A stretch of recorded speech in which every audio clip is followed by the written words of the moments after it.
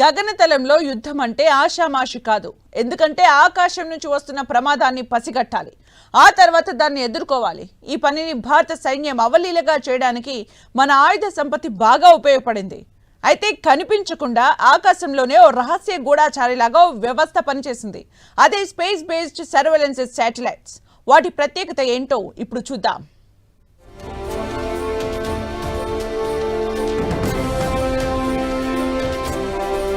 Spy in sky.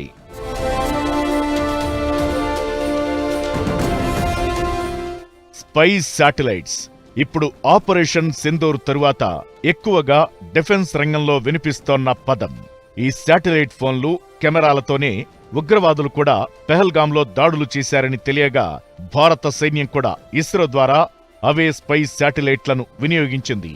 అత్యంత సమర్థవంతమైన ఈ రహస్య గూఢచార వ్యవస్థతోనే ఆర్మీ పాక్ దాడులను తుత్తునియలు చేసింది.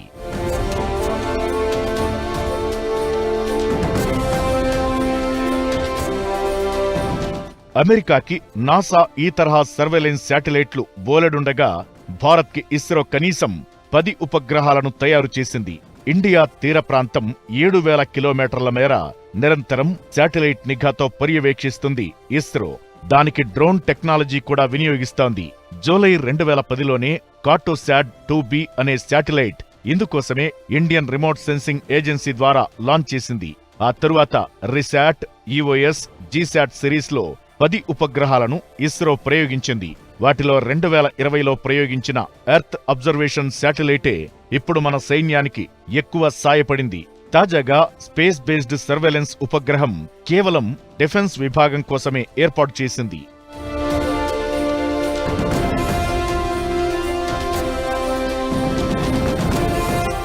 ఈ శాటిలైట్లు ఎలా పనిచేస్తాయంటే, ఉపగ్రహంలో ఉన్న కెమెరాలు అల్ట్రా హై డెఫినిషన్ ఫోటోలను తీసి సమాచారాన్ని క్రోడీకరించేందుకు నావిగేషన్ ఎక్స్పర్ట్స్ కి పంపుతాయి. ఇవి ఇతర వ్యవస్థలకు అందుబాటులో ఉండవు. ఈ రంగంలో ప్రైవేట్ కంపెనీలు కూడా పనిచేస్తున్నాయి. పిక్సెల్ అనే బెంగళూరుకు చెందిన శాటిలైట్ కంపెనీ డిజాస్టర్ మేనేజ్మెంట్ రంగంలో పనిచేస్తోంది. థేలస్ అలెనియా స్పేస్ అనే French Italian company Indian defence కోసం సర్వీస్ ఇస్తోంది.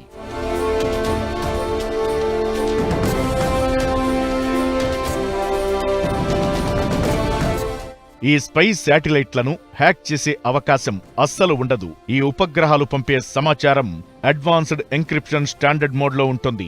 అసలు ఈ శాటిలైట్లు పంపే సమాచారం వాటికి నిర్దేశించిన ప్రాంతంలో మాత్రమే డీకోడ్ చేయడానికి వీలయ్యేలా ఉంటుంది. ఇదే ఇతర శాటిలైట్లకు, స్పైస్ శాటిలైట్లకు మధ్య తేడా.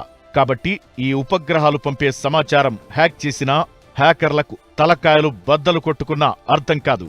అందుకే భారత్ ఈ స్పేస్ బేస్డ్ సర్వేలెన్స్ శాటిలైట్లలో ప్రైవేట్ కంపెనీలకు కూడా ఆహ్వానం పలికింది. అయితే ఇస్రో ఈ శాటిలైట్ల తయారీ, నిర్వహణను తమ పర్యవేక్షణలోనే ఉంచుకోనుంది. ఇక స్పేస్ లో స్పయింగ్ ఉపగ్రహాలతోనూ చేయడంతో భారత్ ఇక నింగిలో కూడా శత్రు దేశాలకు దుర్భేద్యంగా మారనుంది.